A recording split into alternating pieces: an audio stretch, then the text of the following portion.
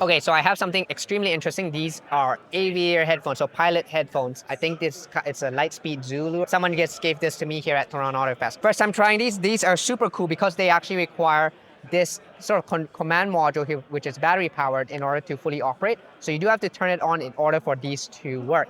And you can see this has both Bluetooth on here, but it also has these dual control schemes here. And the reason it has these two is because it actually accepts two different inputs for when you put it on your airplane. So once again, a very interesting headphone design.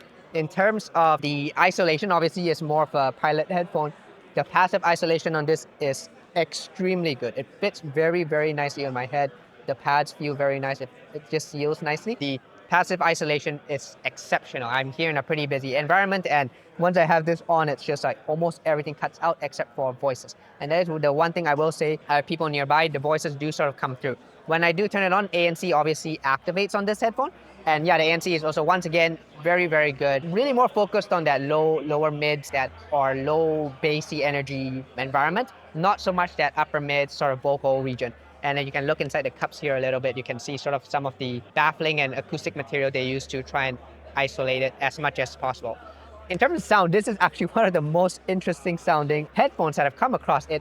So the first thing you might think about with these sort of pilot aviator type headphones is that they don't sound good. They are really made for airplanes. And that is true to an extent. It doesn't sound like amazing, but it also doesn't sound like that bad. I actually think the vocals on this are not bad at all. There's definitely a warmth, a richness, a thickness to it that maybe, throws off the timbre a little, but I was okay with it, right? Like I didn't really have that big of an issue. It's not like, oh, this is awful, it's not listenable. The treble is quite toned off as well. So the upper treble region, the mid treble region does roll off quite a bit, I think. So it is a bit suppressed in that region, but it's not completely dead. There is definitely some crispness and life, I think, especially in the lower treble region. So it's not, once again, like it's dead. The bass is probably the most interesting thing about this headphone.